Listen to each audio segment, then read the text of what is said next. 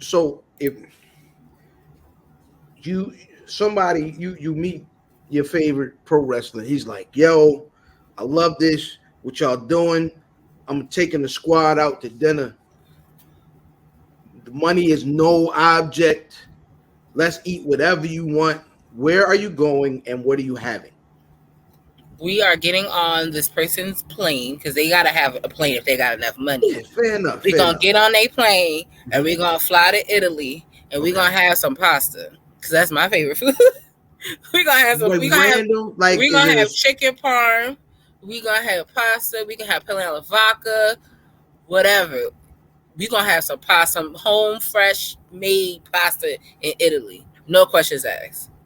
With some wine that we done stomped out ourselves. 'Cause that's really nah? Cause see, you went too far. Cause you didn't put your feet in the. Don't nobody want the foot wine. that's no. That's an experience, and I feel like everyone should have that experience. Nah, but don't nobody want you to tootsie roll in the goddamn. You know what I mean? You done Yeah, tootsie rolled all like in a the goddamn. good old two step in the grapes. That's my Nah, dream. I feel like you got the wine got to go through something before you get to doing that, right? Ain't it? I mean, I guess. I mean, it has to go through a process. So really, the grapes is like the first step. So probably by the time it goes through the whole process, it will be clean. It'll be all right. Are you a big like wine drinker? You know what I'm saying? I think as the older I got, I can enjoy. I love going to wineries, like with my girlfriends. Like I like that stuff, but I do like a good distillery too. Like don't get that twisted. Like I will go any city I go to. We have this thing where if whatever city we're in, we go to a distillery and just try out like whatever it is, and end up being trash by the end of the damn tour. What is your drink at the bar? Oh, depends on the bar, really. I mean, everyone knows I'm a Henny girl, so I'll probably go Henny and Cran. Or I could do Henny and ginger ale to be simple. But yeah, I mean, every now I'm a dark liquor kind of gal. I mean, I can go for a good rum punch if that's available. Um, or a good It's old always a amaretto sour. vat. Like places with rum punch always got like a vat of it, right? Like it's like, oh, we got that rum punch, and you got to with the little thing. It's a limited edition type of situation, especially up here in New York. Like if you're gonna find a really good rum punch spot, like it'll be like while supplies last. Like you don't want something where they make it in front of you. Like you want it like kind of like already together and stuff like that. But it also depends on the rum that they use too. So it gets really particular at that point. But no, yeah, I could. I'm a listen. I'll drink if I feel like it. It depends on where I am though. If I'm like not trying to get like, if I'm trying to be classy, low key. Like when we went to San Antonio, I had a glass of wine. We didn't go. We went to some bar, but we didn't drink there. But we was in a hotel, and I had a glass of wine there. So like, it just depends on the mood. So I know you from traveling. Um, well, I mean, I know you from wrestling, but I know you to travel. You know what I'm saying? From event to event, and like, Yeah. you be outside. What I guess what's a good like or wild from the road story that you can share? Well, I'm an open book. I can pretty share much anything, but I'm trying to think because it's funny because I feel like the most random story actually happened here in New York and Okay. not somewhere else. So, and it is wrestling related, of course. But so when WrestleMania was here in New York last, when Kofi won, I ended up meeting a group of guys from Arizona. They were a part of the Matt Mania podcast. So shout outs to Mega Ran, Teak, and all of them. So I kind of met them that same weekend. Okay. And I was like, I'm from New York. Like, y'all cool wherever I go. They came to Legends because it was too expensive to go to MetLife. So, like, we was riding out. But everybody, the boys were going back to the host hotel to hang out with talent and things like that. So they didn't know where to go. So I said, all right, I got y'all. It's on my way home. It's in Brooklyn. I got y'all. I ride a train with y'all. I make sure you get to the hotel cool. I ended up seeing everything under the sun. And the most random thing, so as everyone knows, Kofi Kingston won the WWE title that night. Mm-hmm. So fast forward to when I was dropping the boys at the hotel, it was like, nah, hang out a little bit. Like Kofi's gonna come and hang out. I was like, what are you talking about?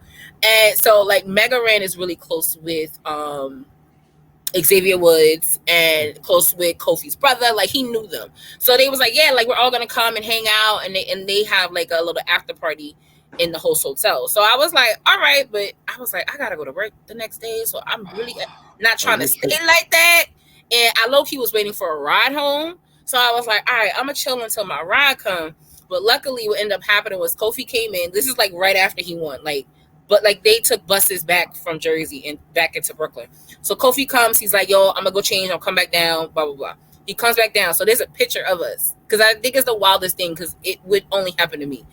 Where Kofi came back down, we spoke to him, like I told him in his face, like, listen, you just changed the game, and I need you to understand that and know that we are thankful for what you did. And he's like, nah, like, thank you, like, he's so humble. And there's a picture of us the boys were lifting him up like Simba from The Lion King with the title. And that was the night he won. So that was a cool story. Actually, I do you one better. So WrestleMania 32 in Dallas. We were driving around Dallas. Oh God, I don't even know why I even mentioned Dallas. We were driving around Dallas, and we were dropping off my homeboy at the host hotel, because he's kind of like one of those, like, he's at the hotel taking pictures and shit. We was just dropping him off though. But on the way to the hotel, I see Bob Backlund walking down the block. No security, nobody with him, just him. And I was like telling the guy, just him and that goddamn bow tie. Him and the suspenders and the bow tie, and that's it. Walking the streets of Dallas. So imagine, like, and this is after the Hall of Fame ceremony. So imagine like the let out, and you just randomly see Bob Backlund in the middle of the let out. So I was telling them in the car, I said, y'all, Bob Backlund walking the streets. They was like, nah. I said, nah, slow down. You'll see him. So they slowed down. They saw him. They was like, he'll catch up. So we get to the hotel, and he catches up. So my homeboy rolls down the window, and he's like, yo, Mr. Backlund. He hops out of the car. He's like, yo, Mr. Backlund, I'm such a huge fan. I grew up watching you. Can I take a picture? And at first, Bob was like, nah. He was one of those, he gave that, like, not right now kind of thing. And then, same thing. But I rolled the window down, and I said, Bob Backlund, oh my God, like, love you. Love the title reign. Yo, when I tell you, my man, I was sitting in the back of the car. When I pulled out the window, my man went through the window to take a picture with me. And all the boys had to cover around me to get in the picture. But it was made so him feel safe. Clearly. So it was the most random thing that ever happened, because I was just like, oh, it's Bob Backlund. And but it was like no one else noticed it was Bob Backlund. Like, I was just like, how are you normally walking around the streets of Dallas and no one not noticing you? Like, it was so weird. But that was a funny one. And that was on the road. Trying to think of one more. It's so hard because it's like, I'm trying to think of, when we went to Tampa WrestleMania, and that's the comeback. Everybody coming back from COVID. That's the post-COVID WrestleMania. The Purple Rain. With ponchos, rain delay. I ain't never been a part of that, but I was part of that with ponchos and everything. So that night, night one, when we came back to the Airbnb, so it was like a whole bunch of us in the house, like kind of how like y'all do, we all in the house. But when we left the house, it was only like 2 people in the house, because everybody else went to Mania or went somewhere else. We came back to that house. Diamante, Kara Hogan, Swole, said, everybody was in the damn house. We was having a whole party in the house, and we was just like, how is this our lives right now? What is going on? So there's a really dope picture of all of us like in a kitchen, but it was the kitchen from Airbnb. But like Faye was there, Shane came through, like so many people randomly just like started popping up, and it was just like, how is this life right now? Like, what is going on? But those are I love those moments, because like we, it's cool. Like, everybody is not about wrestling at that moment. It's about us all having a good time and enjoying each other. So like, I love when moments like that can happen, where we all could get together and just have a moment, like just chill and not talk about wrestling, or just ask, how are you? Like, how are you doing? Like, when I saw sad, I said, how are you?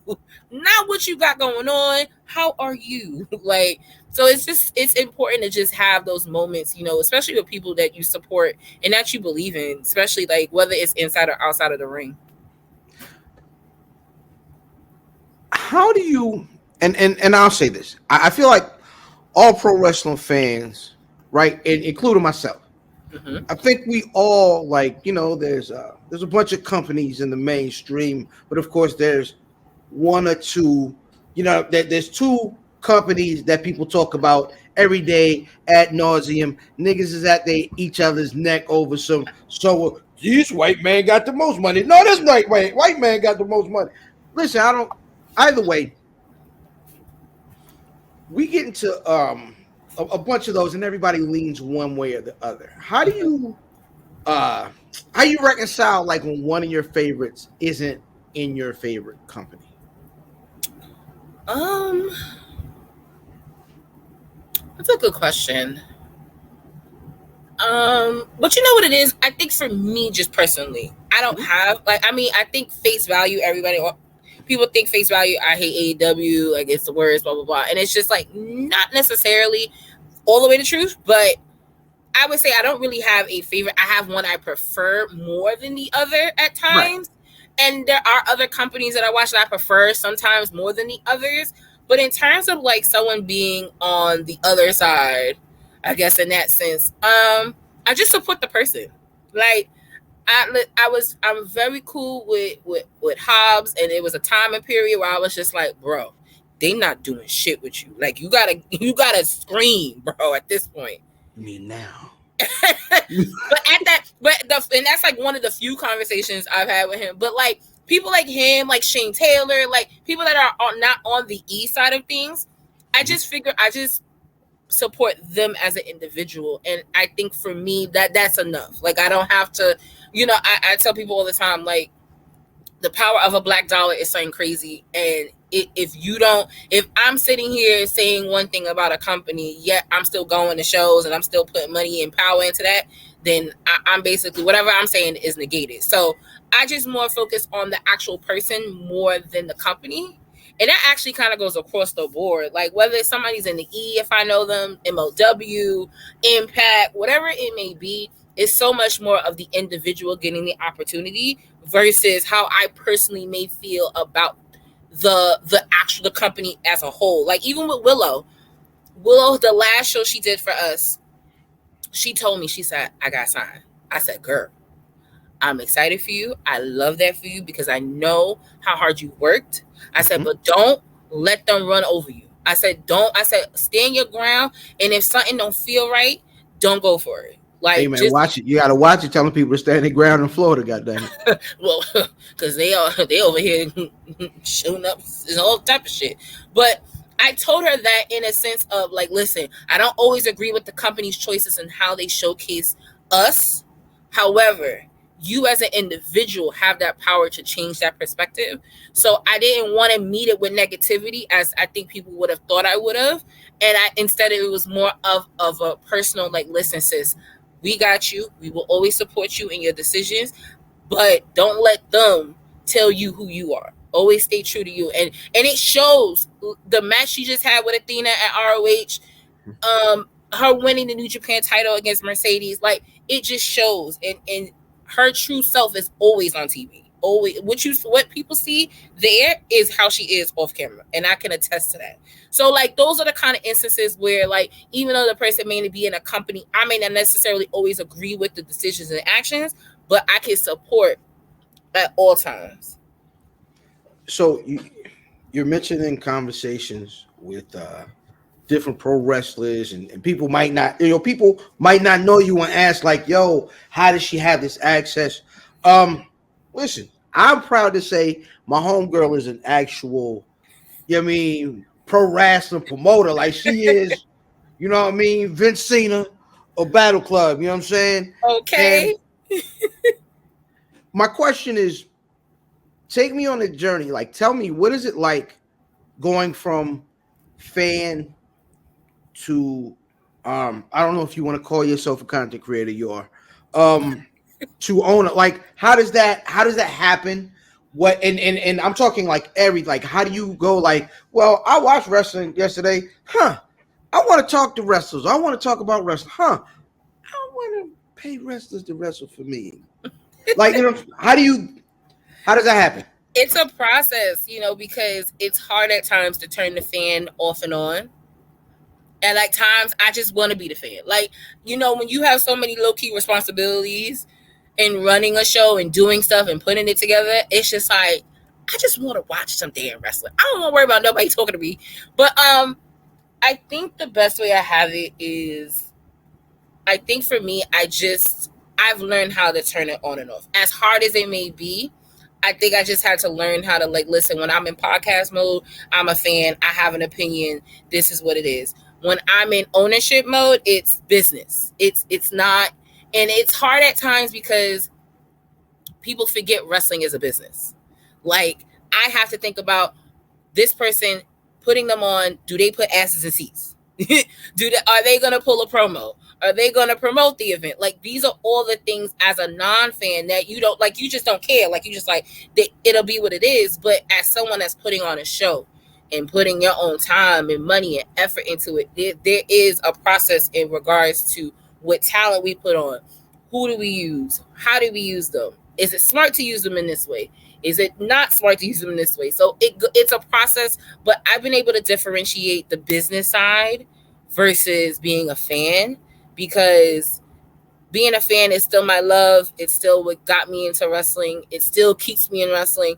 But the business side of it, it allows me to understand the different point of views on that side and why certain decisions are made in terms of that. Like, even something as simple as, I'm super big, and I think because now of the ownership side, I have a different point of view in wrestling just in general. So I look at it in a production point of view instead of sometimes just sitting back face value. I'm just like, this camera here, how the match ended, how the match started, how what post match, what do you do? Like, the little things now, production side is what I've now come to looking at, even when I watch wrestling, because it's like you want to be able to, you want to be better. You want to be able to take certain things and be like, okay, this could work, this may not work, but let's try it. It's a learning experience all across the board, whether it's on the fan side or on the ownership side of things. But I think just for me, I've been able, and I also have a really great support system. Like, I have the boys, shout outs to Wilkins and Yardley, Mr. Black, my co-owner partnership with Joaquin Morales. Dre from Your Sports is a part of that squad. My love, Michael Boston's a part of that support. Like, my support system keeps me, I think, as level-headed as I can be, but also reminds me that it's okay. Like, it doesn't have to be perfect. It doesn't have to be in this moment.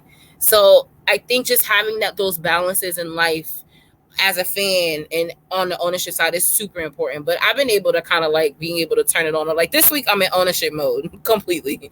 Every day. How many tickets? What are we doing? I got to get badges for sponsors. I got to do everything. But next week, I'm going to be a fan. Somerset weekend, I'm going to be a fan. So, and I think that's how I've been able to balance it. It's like, I'll go to a show and just be a fan. Like, I don't have to put on. Even though, we may once or twice get people to say, hey, aren't you from? I'm like, yeah, bye. And keep it pushing. Like, I don't always want to be that. I just want to be, sometimes I just want to be Janelle, the wrestling fan. And I think because of what we've done, it doesn't always allow me to be that, but I try my best to do it. So you mentioned separating business and pleasure. Is that what led to my man, Mr. Black, getting pummeled right in front of you? You ain't even do nothing like Kane's cousin. Listen, I tell people all the time, their beef is their beef. I can't get into the middle of that. I'm Switzerland at all times. I'ma just set up the match so y'all can figure it out. Hey, let me hold on, because this is Janelle's interview. But let me tell you, wrestling niggas, this. If any one of you niggas, and this includes female wrestlers, all of you wrestling niggas, if you come around here and try to jump on one of my tag team partners,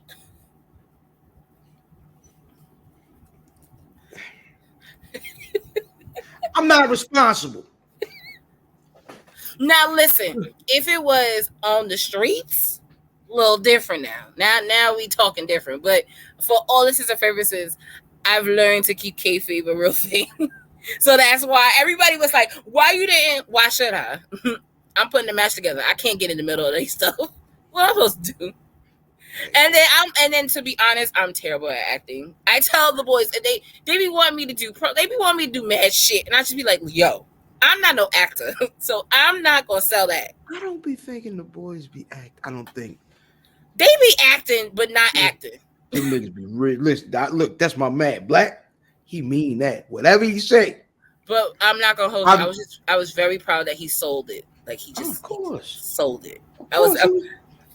I'm trying to figure out a way for him to sell it tomorrow when we record.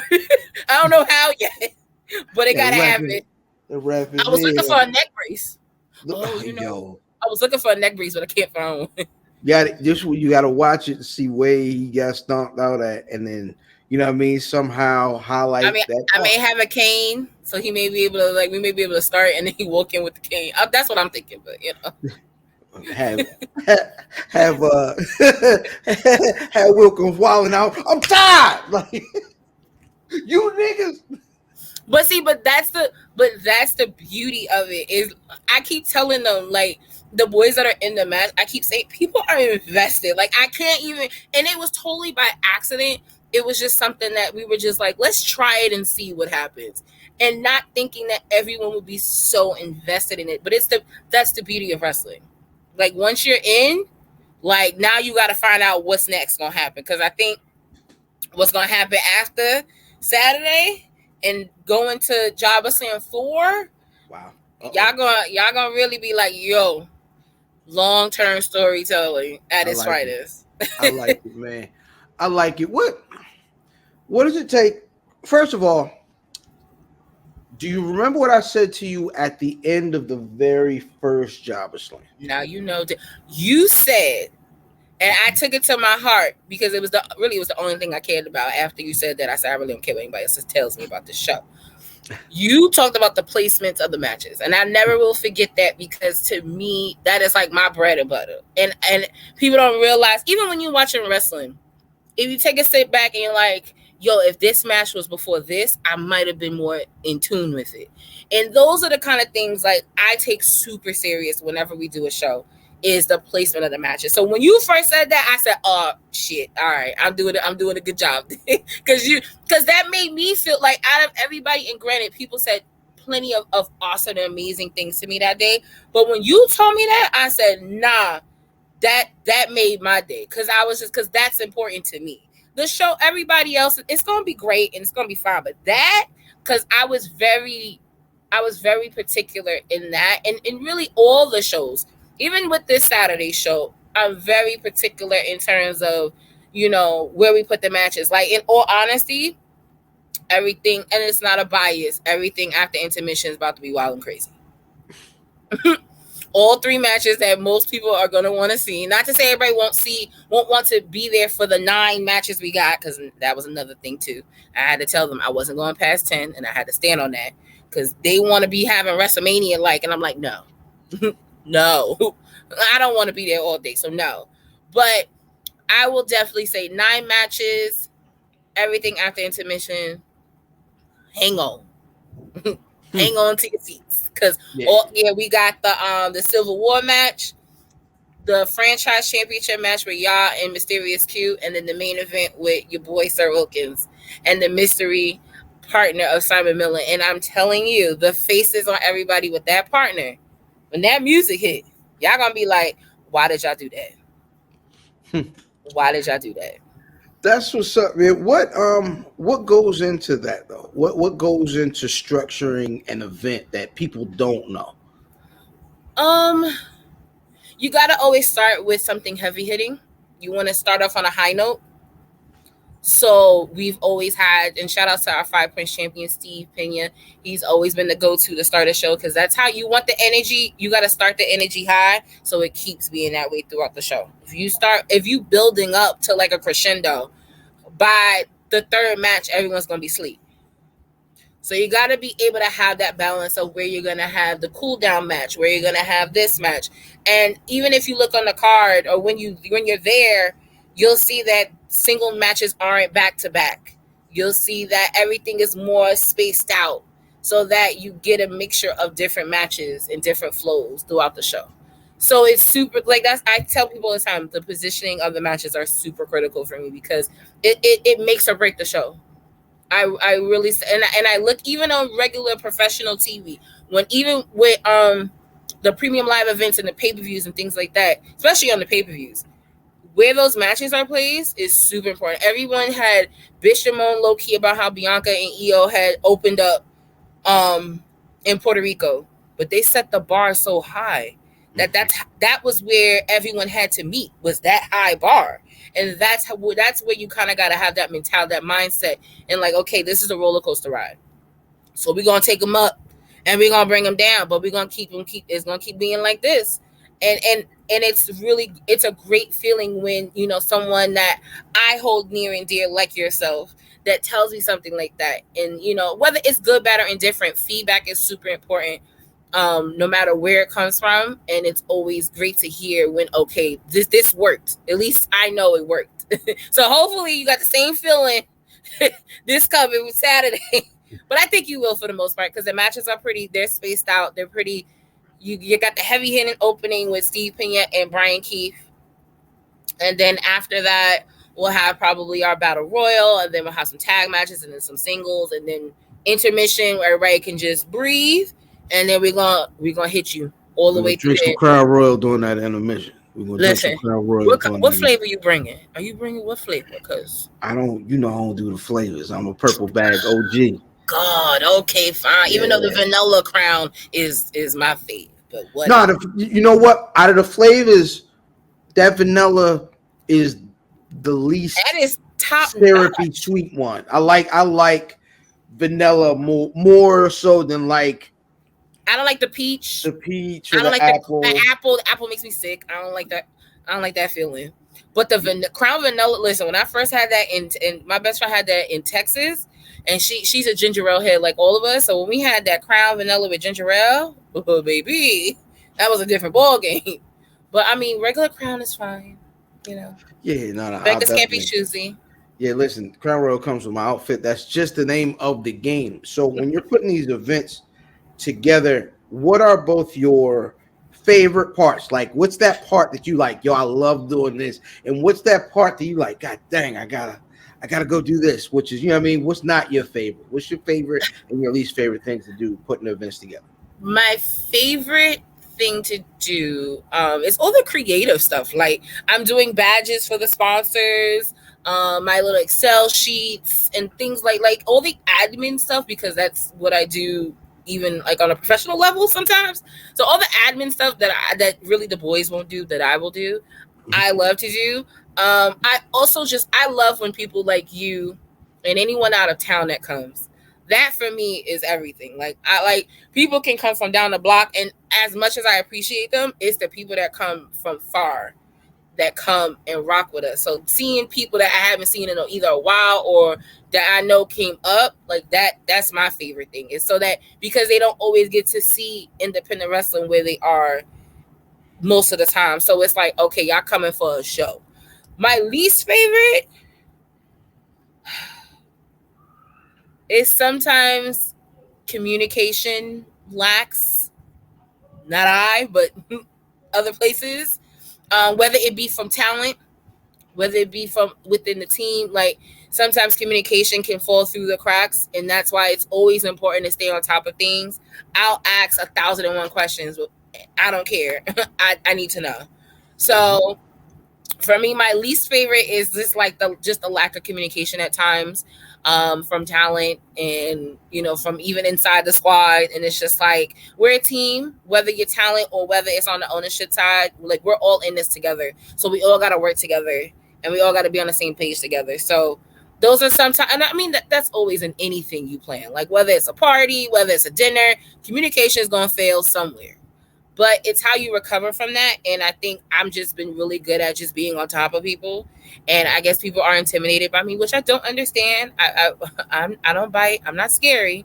But I feel like when I ask questions, then people will answer. So it's like, well, okay, then all right. No, I'm not afraid of Janelle. I can fight. Mind you, and I've never had a fight in my life. So I'm just sitting here like, I would never hurt a fly. I mean, actually, I would kill a fly, but I wouldn't hurt a person. What is what importance does being a black woman in the space hold to you, and what, I guess, how does it flavor the way you handle things? It's super heavy at times. I will say, I feel like it's, when you feel like a lot of eyes are on you and people want you to fail. And I feel that kind of pressure at times. Um, but I mean, it's always been, for me, bigger than me. When I had when the opportunity presented itself to me to be part owner in a promotion, for me, the only thing I thought about was, if I do it, then someone else can. And they won't feel like, it's not something they can do or they can't obtain. So, I felt like I had a responsibility, not only as a black woman, but a black wrestling fan, to be a part of the behind the scenes. Because we all talk, we all have podcasts, we all have our opinions, we all wish things would be different. And the one thing I learned is, if you want something to be different, you got to be a part of that different. So for me, it was always like, if I'm behind the scenes and I'm able to have a say in different things, then that could be the change and catalyst in other people doing those things and other people stepping up and being able to put on shows and things like that. And, I give credit to everybody that has even put on a show or done something of that nature, because it's not easy, and it's not the normal thing. Putting on a wrestling show, a wrestling match, is not normal. It is out of the box, but for me, I felt like it was a duty of mine to do, because I knew, I said, if I'm doing it, then a black girl who's in her late teens and loves wrestling is like, if I see her doing it at her age, then that's something I can do when I'm ready to do that. And it's just, for me, it was just like, I was able to open the door to let everybody else in, because sooner or later, this ain't a forever thing. So I know, it's just in terms of time, we're all on borrowed time, as morbid as it may sound, but it's the truth. And at the end of the day, it's like, my first goal was to do a show. I didn't tell anybody that. I said, I just want to do a show. And then for us to do now 3 shows on top of the other shows I do with the promotion, it's like, what am I going to do? What's next? So, like, I just feel like our path and what we've laid out is just an example of what can be done. And it gives people that feeling of like, all right, if they could do it, I could do it too. And that's really what it's about, because we're all like, we're in this and we don't have the blueprint. Like, no one has taught us how to either run a business on the wrestling side or even podcasting. Like, there was no to do.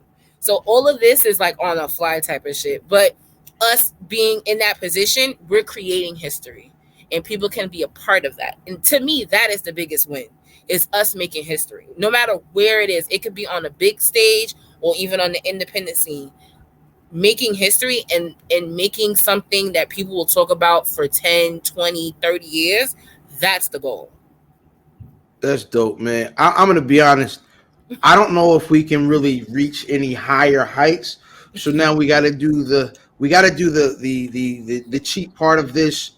You know what I mean? Give y'all the reason why we here. We'll start though, before we get to the big event this weekend, the weekend after. All the wrestling fans, all you folks that are outside, and you want your summer slammed.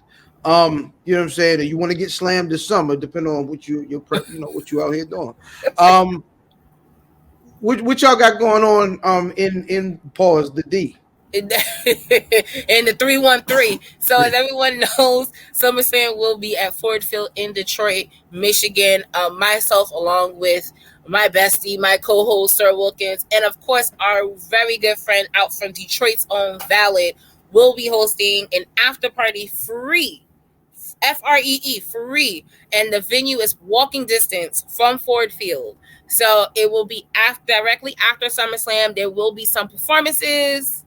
We'll be there. It's You're a no great. rapping, y'all. I'm not. I barely can rhyme. So, like, no, like, I'm not doing that. I'm just gonna be there and be like, hey guys, Jobber Nation. But I'm gonna let everybody else do that. But no, we're super excited. It's a great opportunity for everyone to come together, meet us meet you guys. It's always dope to be just in that atmosphere with other wrestling fans. So it's once again a free event. You can RSVP on any one of our social media platforms. But we are super excited to be there in Detroit. I've never been to a SummerSlam outside of New York, so this is exciting for me. I went to the first SummerSlam here at Barclays, and that ending with Taker and Brock made me just, I said, I will not do a SummerSlam ever again. Y'all got me on that. I was so upset at that ending. But this is my first time outside of New York for SummerSlam, so I'm super excited. But yes, come out once again directly after SummerSlam, so probably somewhere in that 10, 11 p.m. time. Y'all gonna get me for good like 3-4 hours, if that, because I gotta get on a flight the next morning. I gotta go back to New York and go to work. Ain't no sleep that night. It really, you know what's crazy? Up until, because once again, we didn't really have the logistics until like a day or two ago. And I was sitting here like, all right, after SummerSlam, I'll be able to get really good nice rest because I got to work the next day. And then when everybody put transform and said, nah, we doing the party, I said, no sleep. Copy. Heard you guys. No sleep till Brooklyn, huh? Literally. That's what's up, man. But the main event, I'm gonna throw it up on the screen. I'm gonna back out of here. I'm gonna let you talk about. You be with me. You are part of this just as much as I am. let me ask the question first. How did you get? I mean, we know the name. I see the vibe. I recognize New Jobber City. You know the film that actually me and Shug Dunkerton argued over last week. I love him, by the way. I love Shug. Him and Ill put on last week at the fight event. But New Jobber City, what made you guys come up with that subtext? What flavor does that add to the show? So it gives a grittiness to it. So a little background story. So the first Jobber Slam was Above the Rim. So we when we were planning the first one, I'm really big on creative side of things. So for me, it was like, we got to have a theme. It got to fit. So we, as us being people of color, Black, Hispanic, we wanted to pay homage to Black movies. And so the first Jobber Sam was a homage to Above the Rim. The second Jobber Sam was a homage to House Party. So we wanted to have that like house feel, and that was the first show we could actually like sell without it being some underground shit. So it was like, all right, we outside, we here. This year's theme, so we went back. Actually, it's a little funny story. We went back and forth. The original theme was supposed to be Paid in Full, and I wanted it to be in Harlem. So that was my only thing, was I didn't really want to do Paid in Full if we weren't going to be uptown and we weren't going to be really, really do it the way I wanted to do it. But also too, that is the most simple ass flyer there ever is in a Black movie. It's fucking Paid in Full. So creatively, I didn't have it. So we just sat and we was like, all right, what other movies can we do that fits that vibe? And New Jack City was the winner. It fit the vibe. It was something that we were like, all right, we could play with this, and it fit perfectly. So I'm super thankful. Shout out to Brian F., our creative graphic designer, who did the flyer. Do the collages, right? He collages. He does everything, and he definitely took my vision and just said blah.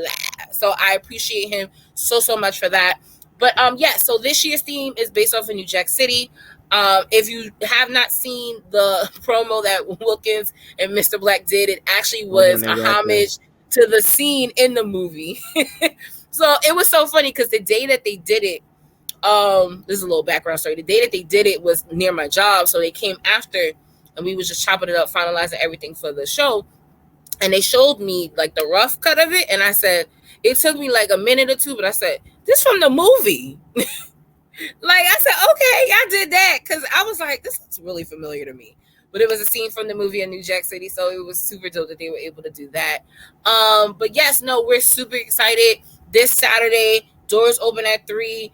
Bell is at 4. It will not be CP time because we need to be in and out. So, but we definitely want everybody to have a good time. So once again, doors open at 3. Bell is at 4. Tickets are still on sale as we speak until about Friday evening, and then tickets will be available at the door. Our first match, once again, don't be late, is going to be Brian Keith versus Steve Pena for the 5 points title. We also have a 15-person battle royal where the winner will receive a contract to cash in on any title for under Battle Club Pro. So we're super excited to have that. We have our Icons title match, which is in a triple threat match: Gia Scott versus Cosmic versus Jordan Blade. Big Maryland right there. That's Big Maryland right there. Okay, you welcome. Y'all got talent. Yeah, that's right. Speaking about talent, listen, I said it on another podcast. Up and coming is Miles Hawkins. I put that on everything. Listen, I watched him Saturday night at MCW. Him and Leo went crazy. Blew your mind. That is, I joke and say he's the black HBK, but I'm telling you, the charisma, the talent, Miles has it. And it was, and every year we all pick at least one talent like as a must. That is just what we do.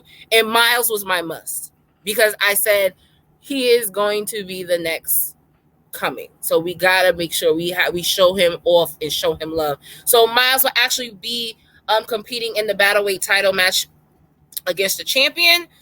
So I was really glad that we were able to pull that off. We got the new Fallout champion, Big Cuzzo, going against Rembrandt. We have what else we have? I feel like I lost a thought, but we got our Civil War. So we kind of bit off of Roman and them a little bit, but it worked. We did it first. It's okay. But we got Prolific versus Jobber Tier South out of 2 out of 3 falls match. So there will be a victor. So there is not going to be any messing up. Mr. Black is banned from ringside. He is not going to be the referee for the match. Not happening. It will be a clean cut match, but it'll be a 2 out of 3 falls match. And then we have our franchise champion, our man in the middle, Yaya, the gifted one, our hometown boy, going against Texas owned Mysterious Q. Got him coming back up north, so we're super excited to have him. He's been running crazy in reality of wrestling and up and down Texas, so we're super proud of him. And then, of course, the main event will be Sir Wilkins and Encore Moore versus Simon Miller and a mystery opponent that I am glad that it's Saturday because I'm tired of holding the secret. I'm exhausted at holding it. I've literally been on countless podcasts, and I feel like every person's like, so can you give us a hint? Who is it? And I'm like, no, I can't do that because the faces is going to be worth the secret. So the secret is safe with me, but I only got 3 more days. I wish it was you. Listen, I can't team up with the white man. No, so hold on. I have. You know what? He's a. You know what? It's fair. I can't even be mad at black wrestling. It would be very, very hypocritical on all parts. But I will say though, if you are serious though, you may want to start training because. No, I'm cool. Because in all honesty, I'll give you a super duper exclusive. My goal next year is to do it out of state. So. Baltimore. So sorry, I got a little. No, it's on the listen. I listen. It's on the map. So that's why I said if you want to get in the ring now. But so that's my goal, and I think that'll be the biggest way to really just showcase Black excellence. We're blessed and fortunate to have wrestling all around us here in New York and in New Jersey. Even the tri-state area, New Jersey, Connecticut, we're blessed to have wrestling so accessible. And I know there are certain areas that are dying for some wrestling. So that is the goal next year, is to do it out of New York City and really just showcase some out-of-state talent and just have some fun and turn it into maybe a mini vacay if we can, depending on the place. But trust and believe. You on the list. I feel like when WrestleMania has proposed cities. Yeah. Like you hear the rumor of WrestleMania 2025 being in Minneapolis. It's like the rumor for Java stand for Maryland, DC, promise. So we working, but I can't say that this is all my doing. It takes a village, and you and your team and your family at Black Wrestling has been part of our journey and have been a part of our village from the beginning. So I can't thank you enough for embracing us, for always holding us down and always reminding us. Because I used to get clowned low key saying Black excellence at the end of the show by certain people that didn't really, understand. But seeing what you guys have done, especially with the list and the interviews and just with how you guys have put a mark on the business, it reminds me how important to say Black excellence. You guys always reminded me of that. So I thank you guys always wholeheartedly for just being such troopers in this game, because it's not easy, and it's not easy. So I thank you. That's what's up, man. I appreciate that. Listen, we are going to get out of here. Before we go, let the folks know where to get tickets one more time. Let the folks know where to watch whatever it is you have to offer, and let the folks know how to get at you on social media. So you can Jabba Tears, because I like to create boundaries. So you can follow us at the Jabba Tears podcast on all social media platforms. We will go live tomorrow around 2 o'clock to give actually our predictions of the show and also just chit chat about wrestling. But shout outs to my brothers in wrestling, Sir Wilkins and Mr. Black. You can get your tickets for Jabba Slam 3 on brownpapertickets.com. You can Google Jabba Slam 3 in Google, and that will pop right on up. Thank you, SEOs, for that. So once again, we are actually sold out of front row. So right now, general admission is up for grabs. So make sure, and we also do have a special 4-pack. So if you and 3 of your friends want to come out, you can save $5 every ticket on that. So you have that. Tickets will be available at the door as well. I do want to thank all the sponsors, and we'll send an official flyer out, I believe, tomorrow. But I do want to thank all the sponsors that have committed their time and funds to the show. It is greatly appreciated.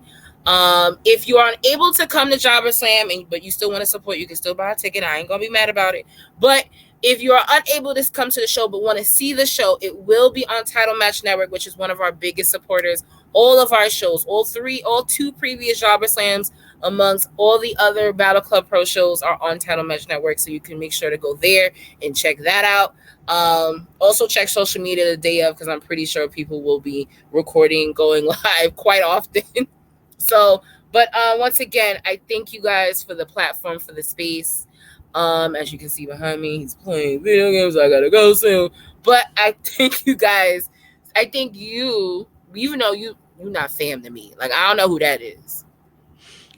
I know a particular person because that's my friend. But I thank Black Wrestling for just always being true to the game. And that's it. Yeah!